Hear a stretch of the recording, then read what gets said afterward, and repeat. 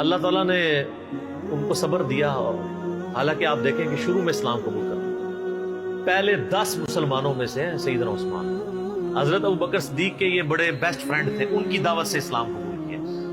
عشرہ مبشرہ 10 جنتی صحابہ میں سے 5 ایسے ہیں جو حضرت ابوبکر صدیق کی دعوت سے مسلمان ہوئے، ان میں سے ایک حضرت عثمان ہے۔ یہ پہلے 10 مسلمانوں میں سے۔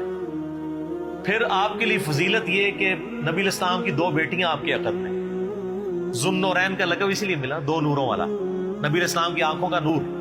اسے وہ دوسرے وہ نور والے مسئلے نکالنے شروع کر دیتے ہیں۔ یہ نور جو ہے وہ محاورتاً لفظ استعمال ہوا ہے، فزیکل نور نہیں ہے۔ ویسے تو ہم نبی الاسلام کو نور مانتے ہیں، نور ہدایت ہے، میرا اس پہ بھی کلپ ہے، اِنَّا أَرْسَلْنَاكَ شَاهِدًا وَمُبَشِّرًا وَنَذِيرًا وَدَاعِيًا إِلَى اللَّهِ بِإِذْنِهِ وَسِرَاجًا مُنِيرًا، تو مانتے ہیں چمکا دینے والا سورج۔ اور نبی الاسلام کے داماد ہونے کا ذکر سیدنا عثمان کا، یہ آپ کو نہج البلاغہ میں مولا علی کا خطبہ بھی مل جائے گا، جس میں حضرت عثمان کو انہوں نے جو سمجھانے کے لیے آئے تھے کہ تمہاری اس طرح شکایتیں گورنروں کی آ رہی ہیں، اور پھر اس میں انہوں نے کہا کہ بھئی ابو بکر اور عمر کے جو معاملات تھے اس سے زیادہ تمہیں احتیاط کی ضرورت ہے، کیونکہ نبی الاسلام کے ساتھ تمہارا دمادی کا رشتہ بھی ہے۔ یہ نہج البلاغہ میں شیعہ کے ہاں خطبے میں موجود ہے، اور عشرہ مبشرہ میں بھی شامل ہے، جو ابو داؤد ترمذی میں حدیث ہے۔ 10 بندوں کو ایک مجلس میں نبی الاسلام نے جنت کی بشارت دی۔ اس میں پہلے 4 خلفائے راشدین ہیں، ابو بکر، عمر، عثمان و علی، 4 خلفائے راشدین۔ اس کے بعد طلحہ، زبیر، عبد الرحمن بن عوف، سعد بن ابی وقاص، اور سعید بن زید، ابو عبیدہ بن جرح۔ تو یہ 10 لوگوں کو ایک مجلس میں جنت کی بشارت دی، اس میں بھی سیدنا عثمان شامل ہے۔ اور سیدنا عثمان کو تو جنت کی بشارت کئی دفعہ ملی ہوئی ہے۔ جامع ترمذی میں، مسند احمد میں حدیث موجود ہے، جب باغیوں نے ان کو گھیر لیا، محصور کر دیا۔ آج میں اس ٹاپک کی طرف نہیں چل رہا، وہ ایک علیحدہ سے ایک سٹوری ہے، ادھر پھر کئی اور چیزیں بھی آئیں گی، میں وہ مزاح کرکرا نہیں کرنا چاہتا۔ سیدنا عثمان رضی اللہ تعالیٰ عنہ کو مسجد میں جانے سے روک دیا، میٹھا پانی آپ کے گھر پہنچنے سے روک دیا گیا، تو آپ گھر کی چھت پہ کھڑے ہوئے اور انہوں نے خطاب کیا جو لوگ وہاں پہ ان کو گھیرے ہوئے تھے۔ ترمذی میں پورا ڈیٹیل خطبہ موجود ہے، مشکات میں آلموسٹ آپ کو ساری حدیثیں حضرت عثمان کے چیپٹر میں آپ کو تیسری جلد میں مل جائیں گی۔ تو ان کا لوگوں، میں تمہیں اللہ کی قسم دیتا ہوں اور اسلام کا واسطہ دے کے پوچھتا ہوں، کیا تمہیں یاد نہیں ہے کہ نبی الاسلام جب مدینہ شریف ہجرت کر کے آئے تھے تو مسلمانوں کے لیے میٹھے پانی کا کنواں نہیں تھا، اور نبی الاسلام نے کہا تھا کہ کون ہے کہ جو کنواں لے کر وقف کرے اور جنت میں سے بہتر کنواں لے لے، تو میں نے اپنے حلال مال سے وہ کنواں خرید کے وقف کیا۔ تو سب نے کہا کہ ہم گواہی دیتے ہیں کہ آپ کے لیے بشارت تھی۔ کون گواہی دے رہے ہیں؟ جو مخالفین ہیں، پروٹیسٹ کرنے آئے ہیں۔ اس سے بات پتہ چلی کہ وہ لوگ تھے جن کو یہ باتیں پتہ تھی، صحابہ ہی تھے، بیچ میں اور لوگ بھی مکس تھے لیکن صحابہ بھی تھے، بدری صحابہ بھی تھے، ان میں اختلاف رائے تھا، وہ علیحدہ سے ایک ٹاپک ہے۔ یوٹیوب پہ میرا کلپ ہے، شہادت عثمان کے اصلی اسباب کیا تھے۔ عبداللہ ابن سبا والا تو معاملہ ہی ذرا ایک ڈفرنٹ کہانی بنا کے اس میں ڈال دی، وہ الگ چیز تھی۔ پھر سیدنا عثمان نے کہا کہ تمہیں یہ یاد نہیں ہے کہ مسجد نبی کی توسیع کی باری آئی تو نبی الاسلام نے فرمایا کون ہے جو مسجد نبی کے لیے زمین لے کے وقف کرے توسیع کے لیے کہ جنت میں اس سے بہتر اسے اللہ تعالیٰ قطع عطا فرمائے، تو میں نے اپنے مال میں سے وقف کیا تھا اور مجھے جنت کی بشارت ملی۔ بالکل ایسا۔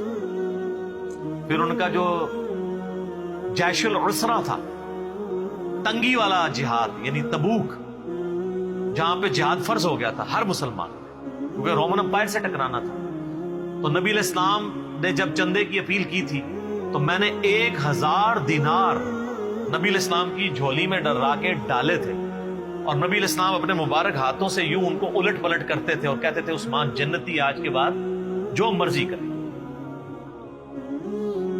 تو